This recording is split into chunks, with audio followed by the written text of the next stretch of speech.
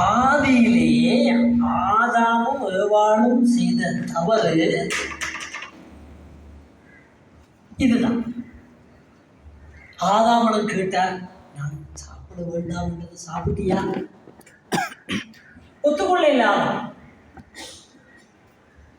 நான் சும்மா இருந்தான், நீங்கள் தந்த கடவுளை பழியை போட்டு காரணம் காட்டி ஏவாள் தந்தான், ஏவாளே முடியும். இதனால இறைவனை கீழ்க்க வர முடியல. அண்டையில இருந்து ஏவாள் கேட்க சொன்னாள், ஒத்துக்கொள்ள இல்லை.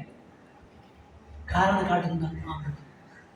இன்றைக்கு நாளை நீங்கள் இன்றைக்கு கண்ணீர் வருவதா இருந்த காரணம், வேதனைப்படுவதா இருந்த காரணம், கூடுதலான நோய்வாய்ப்படுவதா இருந்த காரணம், எனக்குள்ள பயணம் போகாமல் கடவுள் சொல்றது கேட்டு என்னுடைய தவறை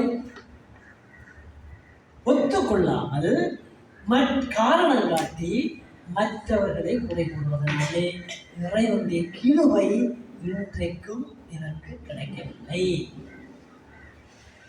அப்போ இறைவனுடைய கிருபை கிடைக்கணுமாண்டா என்ன செய்வோம்? அதாவது கல்லுக்கு மேல கீழால தண்ணி வரும், அந்த கல்லு உடைக்கப்படும். அதுதான் அந்த கல் நெஞ்சம். ஒத்துக்கொள்ளாத தன்மை பெரிய பாவம். முடிஞ்சா நான் விளங்கப்படுத்துறேன்.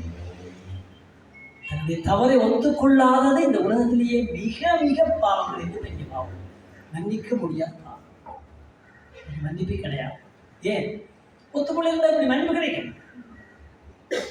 அதுக்கு காரணங்களை காட்டி இதுக்குத்தான் நான் அப்படி செய்யலாம், இப்படித்தான் ஒரு நாள் உங்களுடைய பாவங்கள் மன்னிக்கப்படாது.